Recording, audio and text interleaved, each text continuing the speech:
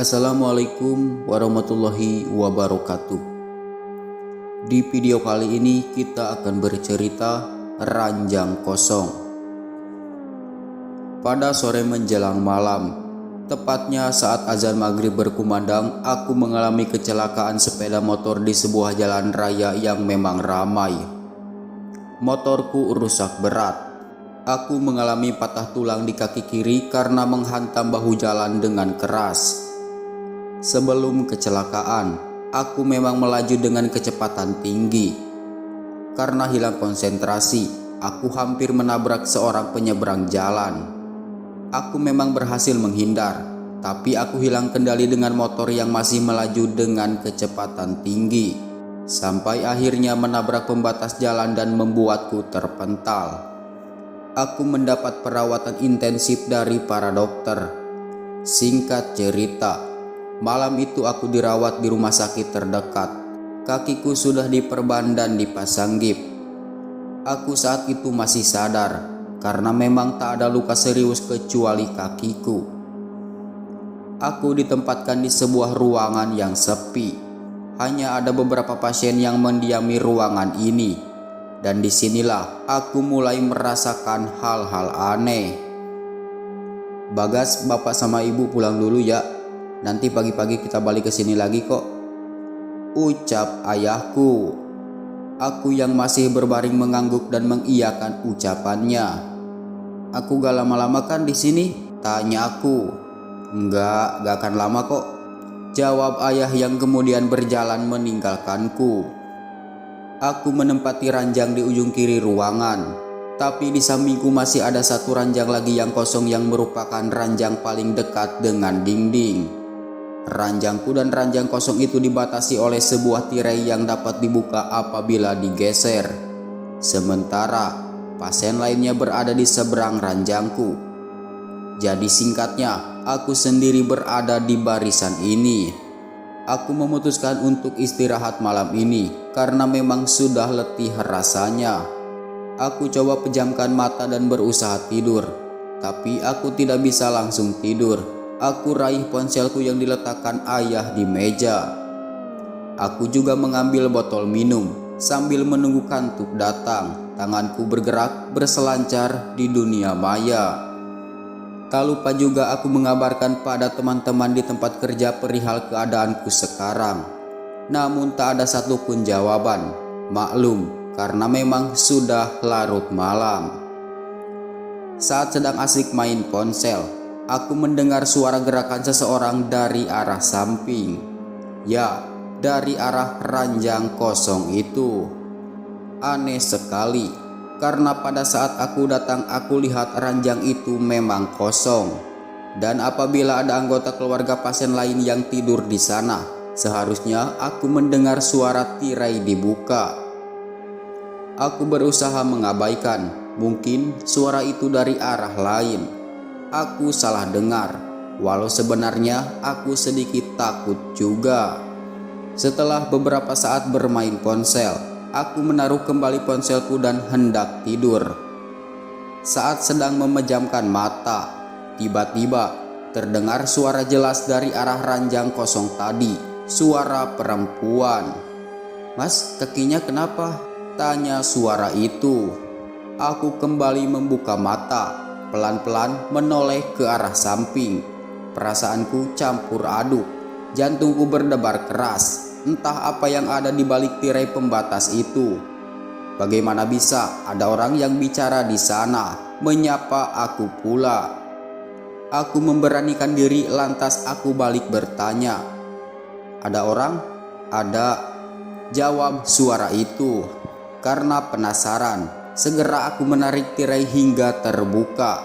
Dan aku melihat ranjang kosong itu sekarang sudah ditempati oleh seorang pasien wanita.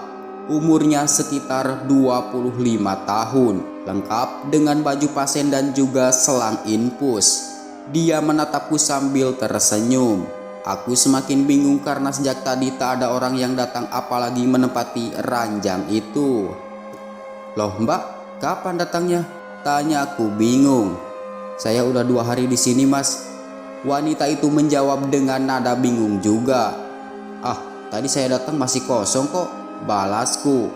Masnya aja yang salah lihat. Dari tadi saya ada di sini kok. Saya lihat masnya datang loh. Gimana sih? Ucapnya. Kok aneh ya? Gumamku. Mas emang lagi kurang fokus mungkin. Ucapnya lagi. Ngomong-ngomong, kakinya kenapa? Tanyanya. Kecelakaan, Mbak. Jatuh dari motor. Jawabku. Setelah berbincang beberapa saat, perempuan itu pun akhirnya diam juga. Namun aku memutuskan agar tirai tetap terbuka. Aku kembali meminum air. Tak lama berselang wanita itu mengajak bicara lagi. Mas, mau tahu nggak? Tanyanya. Aku pun bingung apa maksudnya. Tapi akhirnya dia melanjutkan ucapannya. Di sini serem loh. Saya takut di sini sendiri. Ada hantu perempuan yang suka jalan-jalan di ruangan ini. Katanya menceritakan padaku. Masa sih Mbak? Jawabku tak percaya. Ya Mas, kalau malam saya sering lihat bayangan perempuan jalan ke sana kemari sambil nangis. Serem deh. Makanya saya tenang karena akhirnya saya gak sendiri lagi di barisan ini. Tuturnya menjelaskan. Mendengar itu, bulu kuduku langsung berdiri. Entah dia mau menakut-nakutiku atau memang betul-betul ada. Tapi aku sanggup wanita itu sedang halusinasi saja. Semoga tak ada hal-hal seperti itu di sini. Setelah beberapa menit mengobrol, kami pun sepakat untuk segera tidur. Tirai aku tutup kembali. Aku mulai memejamkan mata, tapi aku tidak bisa tidur. Aku penasaran dengan wanita tadi. Aku lupa bertanya dia sakit apa. Aku menoleh sepertinya dia sudah tidur. Tak apalah, aku masih bisa bertanya besok. Mas, maaf ganggu, nama panjangnya siapa ya? Tiba-tiba seorang suster datang dan langsung bertanya tanpa basa-basi padaku. Aku langsung membuka mata dan menoleh. Bagas Hadi Nugraha, Bu. Jawabku. Suster itu lalu mencatat namaku di selembaran yang ia bawa. Aku pun iseng bertanya pada suster. Suster, pasien di sebelah sakit apa ya? Tanyaku sambil menunjuk ke arah ranjang wanita itu. Pasien sebelah? Suster itu bingung. Matanya menatap ke arahku menunjuk. Kemudian ia mendekat dan membuka tirai yang memisahkan ranjangku dengan ranjang wanita tadi. Dan aneh bin ajaib, ranjang itu kosong. Wanita yang tadi bicara denganku sudah tidak ada, hilang entah kemana. Selang infus yang tadi ada di sana juga sudah hilang. Aku kaget bukan main. Loh, kok kosong? Tanyaku bingung. Emang kosong Mas? Jawab suster. Tadi ada orang kok di sini? Kataku sedikit ngotot. Enggak Mas, gak ada siapa-siapa. Suster itu lalu pergi begitu saja meninggalkanku yang masih diselimuti rasa bingung sekaligus takut. Aku merinding dan tanpa pikir panjang aku langsung menutup mata, berharap bisa cepat-cepat tertidur lalu bangun keesokan paginya. Tapi ternyata tak semudah itu. Aku mendengar suara perempuan menangis. Suara itu terdengar dari arah ranjang tadi. Aku menutup telingaku dengan selimut, tapi masih terdengar wanita itu menangis dengan suara yang menyeramkan. Dan entah apa yang merasukiku, seolah-olah perhatianku tertarik kepada sosok yang sedang menangis itu. Rasanya aku ingin sekali membuka mata dan menoleh ke arah wanita itu. Akan tetapi aku ketakutan. Aku menahan keinginan itu, tapi tidak bisa. Aku pikir aku harus melihat dan memastikan tak ada apa-apa di sana. Dengan begitu, aku akan bisa tidur dengan tenang. Aku menarik nafas panjang, membuka mata dan menoleh ke sumber suara tangisan itu. Dan ternyata, keputusan ini menjadi keputusan paling bodoh yang aku ambil.